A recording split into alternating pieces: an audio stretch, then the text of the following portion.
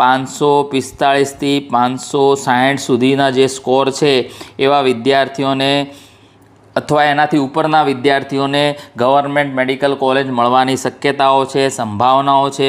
હવે GMARS કોલેજની વાત કરીએ તો વિદ્યાર્થી મિત્રો, તો ગત વિડીયોની અંદર આપણે સમસ્ત ભારત વર્ષની અંદર જે પણ રિઝલ્ટ નીટનું આવ્યું છે એના વિશે એનાલિસિસ કર્યું। કેટલા વિદ્યાર્થીઓ કયા સ્કોર રેન્જની અંદર છે, કેટલું ઓલ ઇન્ડિયાનું કટ ઓફ જઈ શકે છે એના વિશે સંપૂર્ણ માહિતી મેળવી લીધી છે। અને જે વિદ્યાર્થી વિડીયો ના જોયો તો ડિસ્ક્રિપ્શનમાં લિંક આપેલી છે, તમે જોઈ લેજો।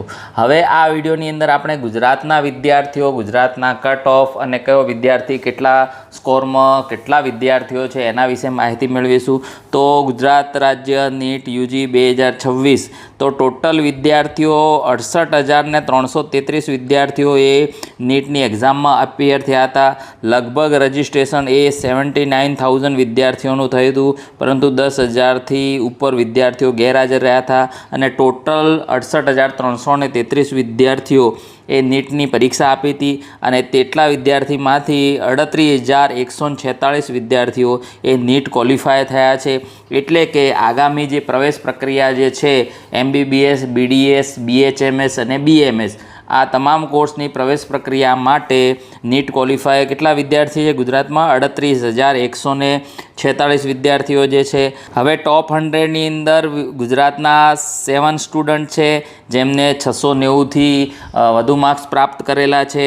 કટ ઓફ આપણે અગાઉ જણાવ્યા પ્રમાણે ઓપન કેટેગરી માટે 213 અને જે રિઝર્વ કેટેગરી છે SC, ST ને OBC માટે 177 આ સ્કોરના વિદ્યાર્થીઓ પ્રાપ્ત કરેલા હોય દરેક વિદ્યાર્થી એ નીટ ક્વોલિફાય ગણાશે, બરાબર। ગુજરાત રાજ્યની અંદર ટોટલ MBBSની 7,500 સીટ છે, BDSની 1,255 સીટ છે, BMSની 3,627 સીટ છે અને BHMSની 4,617 સીટ છે। હવે MBBSમાં આપણે ગયા અઠવાડિયે જ 200 જે સીટ છે એનો ઇન્ક્રીમેન્ટ આવ્યું હતું અને 100 સીટ એવી હતી કે જે ગયા વર્ષે એલોટમેન્ટ મળ્યું નહોતું, પરંતુ આ વર્ષે એ ફરીથી 100 સીટને સરભર કરી દેવામાં આવી છે।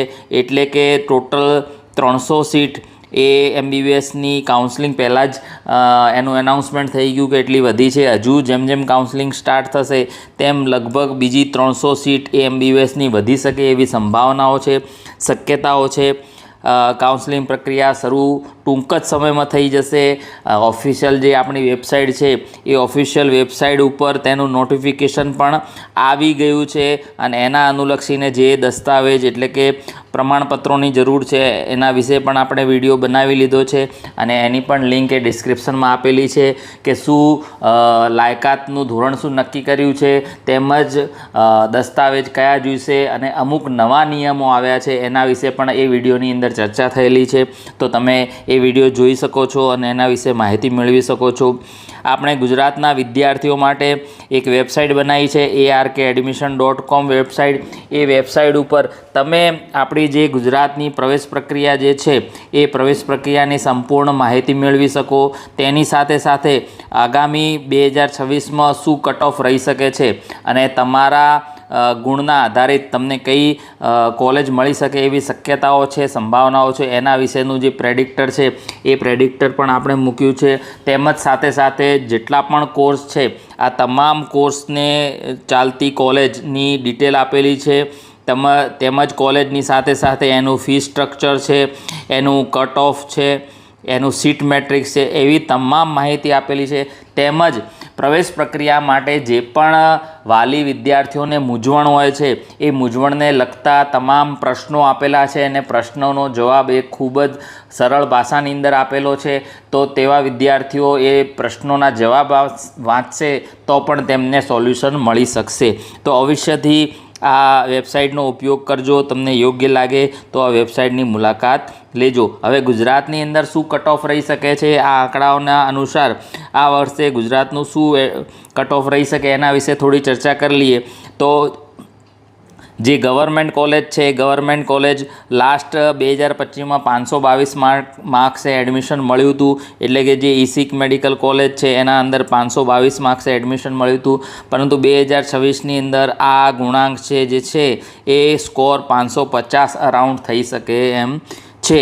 એટલે કે જે વિદ્યાર્થીઓને 545થી 560 સુધીના જે સ્કોર છે એવા વિદ્યાર્થીઓને અથવા એનાથી ઉપરના વિદ્યાર્થીઓને ગવર્મેન્ટ મેડિકલ કોલેજ મળવાની શક્યતાઓ છે, સંભાવનાઓ છે.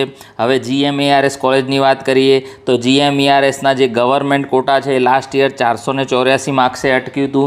હવે આ વખતે 510 માર્ક્સ સુધી પહોંચે એવી સંભાવનાઓ છે, શક્યતાઓ છે. તો જે પણ વિદ્યાર્થીઓને 500થી 515 સુધીનો સ્કોર હોય અને એનાથી ઉપરનો સ્કોર હોય તો તેવા વિદ્યાર્થીઓને GMERS GQની અંદર મળવાની શક્યતાઓ છે, સંભાવનાઓ છે. હવે GMERS MQની વાત કરીએ તો ઘણા બધા વિદ્યાર્થીઓની પસંદગી GMERS MQ બને છે, કારણ કે પોતાનો શહેરની કોલેજ હોય અથવા એક બીજું પણ રીઝન છે કે સેલ્ફ ફાઇનાન્સ જે ગવર્મેન્ટ કોટા છે GQની ફીસ અને GMERS MQની ફીસ એ બંને ફીસની અંદર ઝાઝો ફરક રહેતો નથી, વાઇડ ડિફરન્સ નથી. એના લીધે ઘણા બધા વિદ્યાર્થીઓની પસંદગી એ GMERS MQમાં પણ લઈ શકે છે. એ દરેક વિદ્યાર્થી પોતાના વ્યક્તિગત પસંદગી જે ચોઇસ ફિલિંગમાં કરે છે એ ચોઇસ ફિલિંગના પસંદગીના આધારે એમને એલોટમેન્ટ મળતું હોય છે. ચોઇસ ફિલિંગ કઈ રીતે કરવી એ જ્યારે એનો સમય આવશે ત્યારે આપણે સમજાવીશું. હવે નેક્સ્ટ વાત કરીએ તો સેલ્ફ ફાઇનાન્સ GQ કે જે સેલ્ફ ફાઇનાન્સ કોલેજ છે એ કોલેજની અંદર આપણે ગયા વર્ષે 401 માર્ક્સ સુધી ગવર્મેન્ટ કોટાની અંદર એડમિશન મળ્યું હતું, પરંતુ આ વખતે એ માર્ક્સ 450 અરાઉન્ડ રહી શકે છે.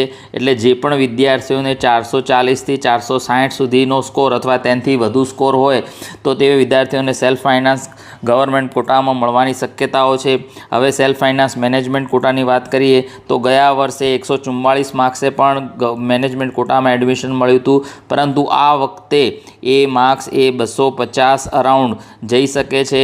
એટલે 230થી માંડી અને 270 સુધીના જે સ્કોર રેશિયો છે એ સ્કોર રેશિયોની અંદર મેનેજમેન્ટ કોટાની અંદર એડમિશન મળી શકે અથવા એનું કટ ઓફ જઈ શકે. એનું કારણ હું તમને કહું, કારણ કે ફીસનું જે સ્ટ્રક્ચર છે એ ફીસ સ્ટ્રક્ચર એ દર વર્ષે બદલાતું હોય છે, ઇન્ક્રીમેન્ટ આવતું હોય છે.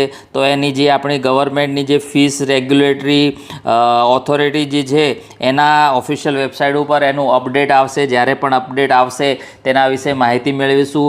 તેમજ દરેક કોલેજનું ગવર્મેન્ટ કોટાનું ફીસ સ્ટ્રક્ચર શું છે, મેનેજમેન્ટ કોટાનું ફીસ સ્ટ્રક્ચર શું છે એ જાણવું હોય તો આપણી વેબસાઇટ ઉપર તમને આપેલું જ છે. દરેક કોલેજની માહિતી આપેલી છે, તેના ફી સ્ટ્રક્ચર, સીટ મેટ્રિક્સ, કઈ કેટેગરી જોડે કેટલી સીટો છે, કેટલું કટ ઓફ લાસ્ટ યર રહ્યું હતું અને આ વર્ષે તમને કઈ કોલેજમાં એડમિશન મળી શકે એવી શક્યતાઓ, સંભાવનાઓ એ જાણવું હોય તો તમે પ્રેડિક્ટરનો પણ ઉપયોગ કરી શકો છો.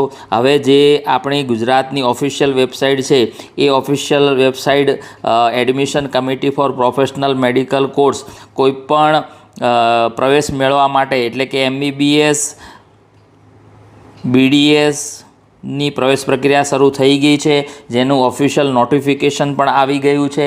જેના લગતા જે પ્રમાણપત્રોની જરૂર છે એની બી યાદી પણ આવી ગઈ છે, તો એના વિશે પણ વિડીયો બનાવેલો છે. હવે આ તમામ પ્રવેશ પ્રક્રિયા એ આ કમિટી જે આપણી ઓફિશિયલ ગવર્મેન્ટની કમિટી છે એના નીતિ નિયમ મુજબ, એના ધારા ધોરણ મુજબ આખી સંપૂર્ણ જે કાઉન્સેલિંગ પ્રક્રિયા છે એ કાઉન્સેલિંગ પ્રક્રિયા માટે દરેક સ્ટેપ માટે એક પર્ટિક્યુલર નિયમો બનાવેલા છે અને એ નિયમો આધીન સમસ્ત પ્રવેશ પ્રક્રિયા થાય છે. આપણે જેમ જેમ પ્રવેશ પ્રક્રિયા આગળ વધશે તેમ તેમ એને માર્ગદર્શિત કરતા વિડીયો બનાવીશું, તમને માર્ગદર્શન આપવાનો પ્રયત્ન કરીશું. તો તમે આ ચેનલ જોડે જોડાયેલા રહેજો. તેમજ જે વિદ્યાર્થીઓને કાઉન્સેલિંગની જરૂર હોય તો એ આ વેબસાઇટ થ્રુ મારી સાથે જોડાઈ શકે છે. આભાર.